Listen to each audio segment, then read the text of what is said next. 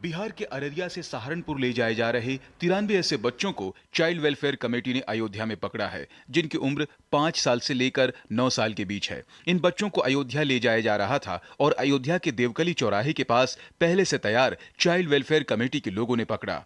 बस में बच्चों को जानवरों की तरह भरा गया था। यह सारे बच्चे बेहद गरीब परिवार के हैं। इनमें कुछ ऐसे बच्चे भी हैं जिनके माता पिता भी दुनिया में नहीं हैं।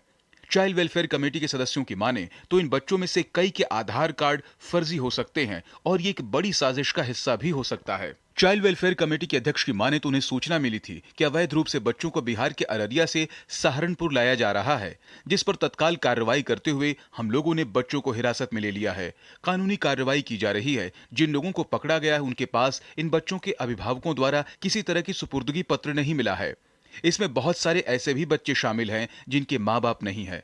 बच्चों को फिलहाल शेल्टर होम में रखा जाएगा। उनके परिवार के लोगों से संपर्क किया जा रहा है। बाकी कार्रवाई की जा रही है। जो है राज्य बाल आयोग की सदस्य माननीय सदस्य सुचिता चतुर्वेदी द्वारा सूचना दी गई।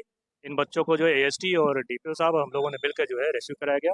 बच्चों से काउंसलिंग जारी है, बच्चों का खाना पीना जारी है, बच्चों का मेडिकल हो रहा है। मेडिकल के उपरांत जो है बच्चों को जो है शेल्टर होम भेजा जाएगा। इस मामले में बातचीत के बाद ये बात सामने आई है कि इन बच्चों को बिहार से उत्तर प्रदेश के देवबंद के 2 अलग-अलग मदरसों में ले जाया जा रहा था। इसकी जानकारी राज्य बाल आयोग को लग गई और उसके बाद अयोध्या के चाइल्ड वेलफेयर कमेटी ने राज्यपाल आयोग की सूचना के आधार पर इन बच्चों को रेस्क्यू कर लिया। अचरज की बात यह है कि एक बस में इन 93 बच्चों को बैठाया गया था और साथ ही साथ 2 दर्जन से अधिक पैसेंजर भी बैठ गए थे। ऐसे में आप समझ सकते हैं कि जानवरों से बदतर स्थिति में इन बच्चों को बिहार से यूपी के देवबंद स्थित मदरसे तक ले जाया जा रहा था।